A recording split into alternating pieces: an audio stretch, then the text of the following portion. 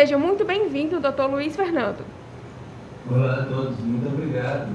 Eu queria primeiro agradecer aos colegas aí de Fortaleza, Carlos Arthur, Nádia, Sandra, Viviane, e também agradecer em nome da dona Olga, Lúcia, a todos da Peter Pan pelo convite, e vocês vão ficar me devendo uma competição para ver quem come caranguejo mais rápido, porque eu já ganhei uma vez a doutora Silvia Magalhães quando eu tive aí. Dessa vez vai ter que ser virtual, mas eu fico esperando o desafio, tá bom? Então, muito obrigado aí. Também foi uma delícia encontrar hoje de manhã já a Carla, a Tereza e a Laíde. Então, muito obrigado aí. Eu acho que para contextualizar a importância da cooperação interinstitucional entre as instituições, eu vou roubar aí 5, 10 minutinhos para contextualizar por que Barretos foi escolhido pelo St. Jude's para fazer esta aliança. Então, Barretos, para quem é daí e não está familiarizado, ele não é tão perto de São Paulo, ele fica a 500 quilômetros da capital, e ele começou, na verdade, em 67, com um casal que fez medicina juntos em São Paulo, na USP, Dr. Paulo e doutora Cila, e que começaram o que eles chamaram de Hospital São Judas. Na verdade, eles começaram em 62 como hospital geral, em 67 que ele virou um hospital de câncer. E, coincidentemente, chamou São Judas no mesmo ano que o Hospital St. Jude, em Memphis, também começou em 62. A expansão aconteceu, de 7 médicos, a gente até 18 eram 508 médicos, 508, hoje a gente passa de 600. É um campus bastante grande e aqui está o hospital infantil. Temos também, nesse campus, fora dele, o primeiro Hospital São Judas, que hoje é destinado a paliativo, e o Hospital Infantil, que inicialmente estava dentro do Hospital São Judas, depois foi para dentro do Hospital de Adulto, e em 2012, quando a fundação fez 50 anos, é que nós mudamos para o Hospital Pediátrico. Então, a fundação vai fazer 60 anos no ano que vem e o Hospital Infantil 10. Temos também um Hospital de Robótica e treinamento para cirurgia minimamente invasiva. É também da gestão da Fundação Pio XII a Santa Casa, com o internato de quinto e sexto ano, as unidades básicas de saúde e os 2 anos, Ambulatório Médico Especialidades, que é uma parceria com o Estado de São Paulo, tanto para a clínica quanto para a cirurgia. A Faculdade de Medicina, que também é da mesma fundação, e fora de Barretos nós temos já o Hospital da Amazônia, em Rondônia, em Porto Velho, que já tem uma unidade pediátrica. E Palmas Tocantins também já está sendo inaugurado, e outros que serão ainda nesse ano. Ainda dentro do nosso campus, esse que parece um cromossomo, é um centro de pesquisa, e anexo a ele, há 2 anos, nós construímos mais um prédio, que é esse aqui, que é para focar em tratamento de animais. Nós temos um banco de tumores enorme, e essas amostras distribuídas aí por vários estados brasileiros, o que permite a gente fazer estudos epidemiológicos também, né, epidemiologia molecular.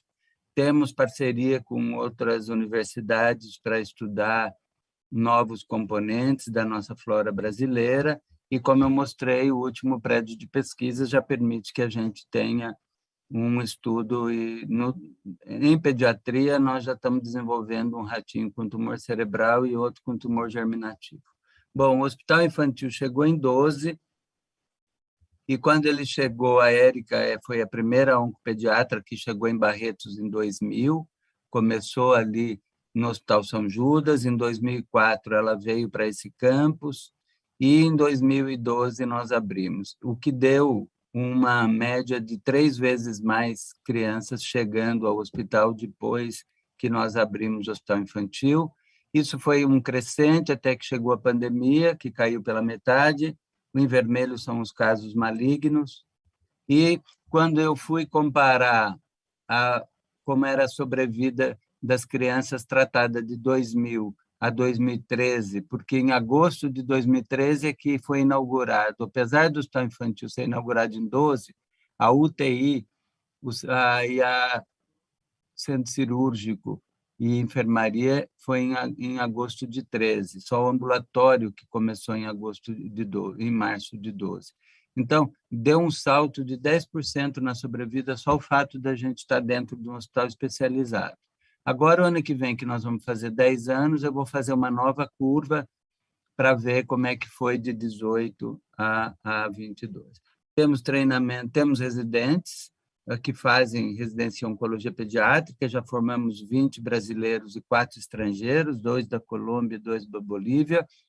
A gente sabe que a residência é de 2 anos, mas nós temos um terceiro ano que a bolsa é paga ou por Barretos ou pelo St. Jude's, e temos a especialidade para um terceiro ano, se algum oncologista residente, ou mesmo não precisa ser ex-residente, pode ser um colega já mais velho, que queira fazer um fellow de 1 ano, a gente tem paliativos, cirurgia pediátrica, neuro-oncologia, transplante, temos um fellow de mielodisplasia e hemato, temos um fellow de neuro-oncologia clínica e patologia também, e oncogenética. Bom, e criamos a residência interdisciplinar, onde a gente tem enfermagem, fisioterapia, serviço social, fono, dentista, TO, nutrição e psicologia, e o programa é de 2 anos. A gente também já tem a doutora Érica coordenando um grupo de cuidados paliativos, já com membros trabalhando com medicina integrativa, humanização e dor. Temos um grupo aí trabalhando com tumor germinativo, que a gente coordena, como a Carla já mostrou algumas ações da SOBOP, e dentro de Barretos a gente tem essas pessoas já trabalhando, inclusive Mariana liderando laboratórios moleculares. Mas o TCG, na verdade, ele é um protocolo da SOBOP, onde a gente tem a doutora Carla Macedo e outros, doutor Lederman e outros colegas que toda quinta-feira, às 7h30 a gente discute 2 a 3 casos do Brasil todo. A neuro-oncologia tem a reunião deles na terça-feira de manhã. Esses são os membros de Barretos, mas, na verdade, é um estudo que já hoje, por coincidência, na SOBOP está sendo discutido os resultados da parceria entre USP de Ribeirão, GRAAC e Barretos, e então essas reuniões são compartilhadas terças, 7h30 pelo Zoom. Temos as mielodisplasias, esse é o grupo de Barretos, trabalhando em diferentes aspectos, mas lembrar que nós começamos a levar colegas para Barretos para treinamento, e aqui entra Fortaleza, com a Vivi e o Carlos Gustavo, que estiveram conosco. A Vivi, hoje, ela faz parte do subcomitê de falência de medula, além de Fortaleza ser uma referência para a gente depois desses treinamentos que fizeram. A gente atualmente faz as reuniões também às quartas-feiras, às 14h, também pelo Zoom, onde qualquer colega pode compartilhar, e a Vivi está sempre conosco toda semana aí. Criamos o Passos que Salvam, que era uma ação próximo do dia 23 de novembro, que é o Dia Nacional do Combate ao Câncer Infantil. Então, como em 2012, que nós abrimos o hospital, dia 23 era uma sexta, nós caminhamos no domingo, com 21 cidades caminhando. Chegamos na 8ª caminhada antes da pandemia, com 650 cidades, e com vendas também desses kits, que acabam ajudando em alguns exames ou coisas da pediatria, mas o mais importante é distribuir informações sobre isso. Passamos a convidar os pediatras e os médicos dessas cidades para irem a Barretos em março, e começamos isso em 14, e a gente acabou que foram quase 1.000 médicos que nós tivemos em Barretos, não oncologistas, para treinamento de sinais e sintomas, e depois nós também começamos, em 16, a convidar os médicos, os enfermeiros desses municípios, e até antes da pandemia foram 780. Hoje o curso está EAD, à distância, mas eu também fui analisar o impacto antes e depois da pandemia, antes e depois do Passos que Salvam, e a gente viu que as crianças que chegaram em Barretos, da região norte ou nordeste, para tumor sólido, antes do Passos que Salvam era 38% de diagnóstico precoce, foi para 53%. Então, aumentou o número de crianças chegando mais cedo com diagnósticos mais precoces. A mesma coisa para tumor sólido. Quando a gente vê na região centro-oeste, também, a gente vê de 35% para 45%, e para tumor sólido, de 48% para 73% das crianças dessa região que foram a Barretos chegaram mais cedo, e a gente acredita que foi todo esse treinamento que a gente fez que foi fazendo com que as crianças chegassem mais cedo. A mesma coisa na região sul-sudeste.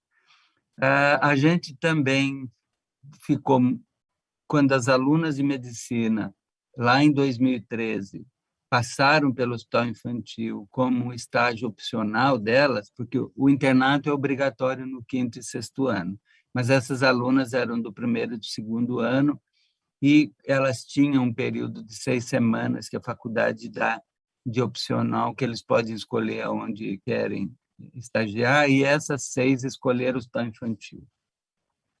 Ficaram muito assustadas com o atraso, com as histórias das chegadas tão tarde, e nós criamos, naquele momento, um estudo da peregrinação com essas 6 alunas e 2 enfermeiras que são coordenadoras atualmente no nosso hospital, que elas coordenam todos os estudos da pediatria. E, com isso, a gente continuou coletando dados, mesmo depois que essas alunas foram embora, e este ano a gente resolveu chamar esse grupo de CISPER, que é câncer infantil sem peregrinação. O Mamu é o nosso elefantinho mascote, elefante não tem câncer, então o Mamu aparece de várias formas, e nós pedimos para os desenhistas que criaram o Mamu criar um Mamu peregrino aí para representar o nosso programa de peregrinação. Os objetivos do programa, então, era conhecer os fatores que interferem no atraso, conhecer os fatores que interferem também na chegada para tratamento e o impacto tanto do atraso do diagnóstico quanto da chegada na sobrevida. Aí a gente dividiu vários alunos que estão interessados nesse programa. Então, um grupo a gente chamou de CISPER Diagnóstico, que nós temos a Fernanda, que é uma enfermeira que está fazendo o mestrado dela, mestrado profissional no curso EAD, educação de professores, a Beatriz está fazendo mestrado profissional, criando cartilhas e criando programas para ensinar professores. Temos o João Vitor, desculpa, não é PA, é PB, da Paraíba, que está fazendo uma revisão sistemática, ele é aluno de iniciação científica. A Maristela é uma pediatra de São Paulo, que está trabalhando e incentivando pediatras e alunos de medicina a participar do programa EAD. E temos a feliz companhia da doutora Sandra Emília, do Ceará, que entrou com a gente no programa CISPER Diagnóstico, e que nós nos reunimos uma vez por mês, e este mês quem vai falar sobre a experiência de todo o programa no Ceará é a doutora Sandra. Nós temos também o CISPER Tratamento, que são outros alunos que estão estudando o atraso na chegada para tratar, mesmo depois de ter feito o diagnóstico. Então, a Patrícia é uma enfermeira fazendo mestrado sobre o impacto do Covid, a Denise é uma pediatra que está comparando as diferentes DRS, as regionais do estado de São Paulo, o Patrick, lá em Rondônia, está estudando o atraso na chegada da Amazônia, das crianças da Amazônia que vão para Porto Velho, a Thaísa, que é aquela coordenadora, está fazendo mestrado em tumor germinativo e o atraso dessas crianças, a Bruna é uma aluna de Belo Horizonte, orientada pela doutora Carla Emília de Belo Horizonte, fazendo sobre retinoblastoma. A Rani, enfermeira, fazendo osteosarcoma. A Marcela é uma aluna de iniciação científica, junto com a doutora Bruna, que vai falar hoje à tarde, fazendo impacto dos tumores cerebrais. O Adeilson é um professor que ele trabalha com geomapeamento e epidemiologia, e o João Vitor também fazendo parte do estudo da iniciação científica de revisão sistemática, parte é para trás do diagnóstico e parte para trás do tratamento. Bom, mas o AMART, propriamente dito, é um acrônimo que quer dizer apoio maior, aumentando recursos e treinamento especializado. A gente começou em 2014 convidando alguns centros para nos reunirmos uma quinta-feira, toda quinta, às 17 horas. Esse programa continua até hoje. Coincidentemente, quinta que passou, quem apresentou foi Fortaleza, a Vivi e os residentes, e chegou o Global do St. Jude's em 2012, em 2018. Embora a gente tivesse feito um contrato de parceria com o St. Jude's desde 2012, quando chegou o Global, e a finalidade do Global é possibilitar acesso aos cuidados a qualquer criança, não importa onde morem, eles criaram programas regionais dentro do Global, então eles têm responsáveis olhando hospitais oncopediatras da Ásia, do Pacífico, tem responsável dentro do Global olhando os países europeus chamados de Euroásia, que são aqueles países mais próximos da Ásia e com menos recursos. Temos a doutora Mônica Metziger, que responde pela América do Sul, e a Paola, que responde pela América Central e que agora está unificado. Temos um responsável pelo México, outros pelos serviços na China, outros na África e outros no Mediterrâneo. Então, com esses programas regionais, nós entramos aqui como América do Sul, e eles estiveram em Barretos em 2019, quando nós inauguramos o prédio do transplante de medula pediátrico. E nós resolvemos expandir aquela reunião semanal e chamamos de Aliança Marte, cuja ideia era convidar outros centros e a gente criar alguns programas aí desta aliança. Nós chamamos 14 centros para Barretos em agosto de 2019, foi os dias seguintes ao que aconteceu no IMIP com os centros do Nordeste. Criamos a logo e fizemos uma reunião em novembro, depois daquele workshop, e ali foram eleitos representantes do que a gente chamou de comitê gestor, que são representantes de Brasília, Erasto Gartner e Barretos, sempre com um oncopediatra e alguém da área administrativa desses centros. A gente se reúne toda semana, sem falhar nenhuma, e assinamos contrato de parcerias entre os jurídicos de todos esses centros, porque a gente criou um regimento que a gente tem que seguir determinadas regras. Então, os centros que assinaram são esses listados aqui. Então, nós temos o Hospital Albert Sabin, né? Carinhosamente chamado Hospital Peter Pan, como eu ouvi já hoje. Brasília, Belo Horizonte, tem tanto Santa Casa quanto a UFMG, São José dos Campos com GAC, Botucatu, com a Unesp de Botucatu, Curitiba tem tanto Pequeno Príncipe quanto Erasto Gardner, Porto Velho, Uberlândia, Federal de Uberlândia, Barretos, e do Sul, Santa Catarina, Chapecó e Passo Fundo, no Rio Grande do Sul. Bom, a gente tem vários objetivos, mas essencialmente é equalizar diagnóstico e tratamento, é fazer com que a gente cumpra metas para que todos esses centros tenham a mesma oportunidade de diagnóstico e façam os mesmos protocolos de tratamento. Eu não estou falando só protocolos da SOBOP, de tratamentos médicos, mas protocolos de dor, protocolos de enfermagem de cuidados, protocolos para sonda e várias coisas. Então, com isso, a gente foi criando um comitê executivo, que a Carla e o Marcelo representam a coordenação e a vice, e o secretário é o Joaquim Caetano e a vice é a Vivi. E não, esse comitê executivo se reúne de 15 em 15 dias, onde todos os 13 centros entram com um oncopediatra e eles definem as metas e o que estão sendo feitas. Com isso, já se conseguiu juntar os paliativistas desses 13 centros, os patologistas, os da cirurgia pediátrica, os morfologistas e citometristas de fluxo, os radiologistas, os enfermeiros. Ainda não está funcionando de educação, mas uma das metas é a gente fortalecer a educação para oferecer aos nossos residentes a oportunidade de estagiarem nos diferentes centros da Aliança.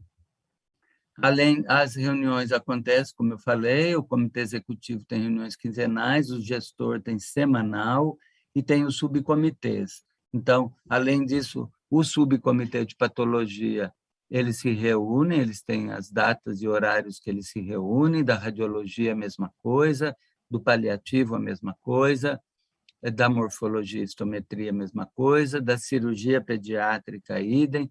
Cada um desses grupos tem encontros paralelos, e eu estou pondo as fotos do coordenador e do vice, mas a gente tem representantes dos 13 centros. E das enfermeiras, a mesma coisa. Fora isso, nós criamos grupos de estudo, que ainda não são subcomitês. Então, nós estamos organizando e ajudando com que os farmacêuticos, os fonos, os fisioterapeutas, os TOs, os fonoaudiólogos, os psicólogos e os assistentes sociais e nutricionistas, eles se encontrem do mesmo jeito que já tem os subcomitês, para que eles vejam quais são os protocolos que eles desenvolvem, cada um nos seus serviços, como o centro pode ajudar a melhorar o tratamento, o cuidado ou até o diagnóstico.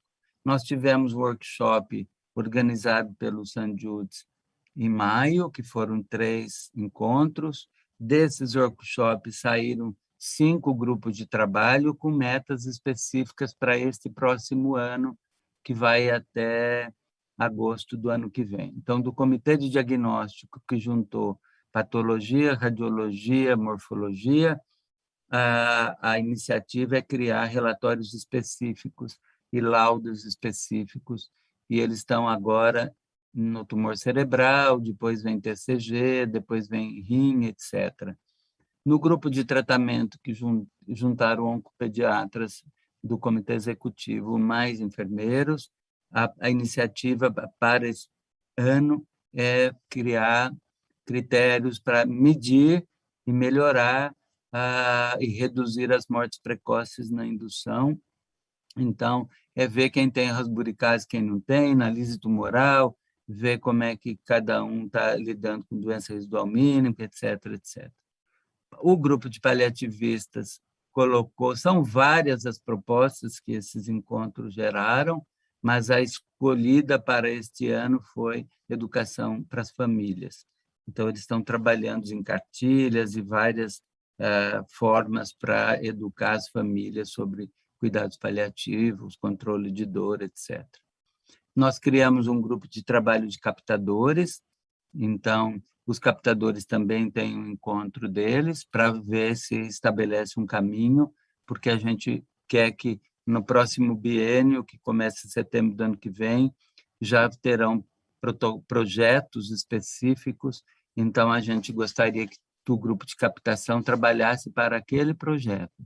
Ele não vai trabalhar para o Sabin, ele não vai trabalhar para Barretos, ele não vai trabalhar para Brasília, ele vai trabalhar para um projeto que vai favorecer as crianças tratadas nesses 13 centros.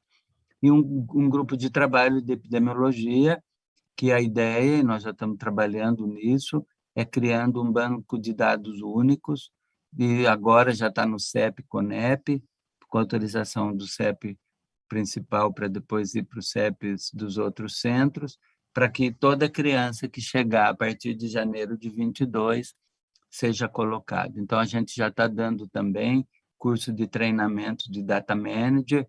Então, existe também, eu não citei nos grupos de trabalho, mas existe um grupo que está fazendo encontros de data manager para que esse banco comece a funcionar em janeiro do ano que vem. Fora isso, como eu falei, eles juntaram agora a América Latina com a América Central. Então, a doutora Mônica é responsável pela América do Sul e a Paola pela América Central. E agora eles chamaram, então, Latin America Regional Advisory Committee, que é o RAC, e com isso eles colocaram a Marte como uma posição aí de voto e de decisões, assim como o Frederico na óptica, como o doutor Augusto no CLEOP, como a doutora Mirena no Gallup e o doutor Pablo no México. E a gente sempre agradece todo o apoio que o Carlos, como coordenador, e o Vitor também, diretor lá do San Judas, e a Mônica, representante da América do Sul, e a Patrícia, que é uma coordenadora de projeto, eles nos auxiliam aí para que a gente cresça nesse sentido. Eu queria agradecer mais uma vez, estou muito feliz de encontrar vocês todos e vou manter meu desafio. Na próxima vez que tiver jornada, se for presencial, eu vou desafiar os cearenses a fazer um campeonato para ver quem come caranguejo mais rápido. Eu acho que eu ganho. Obrigado.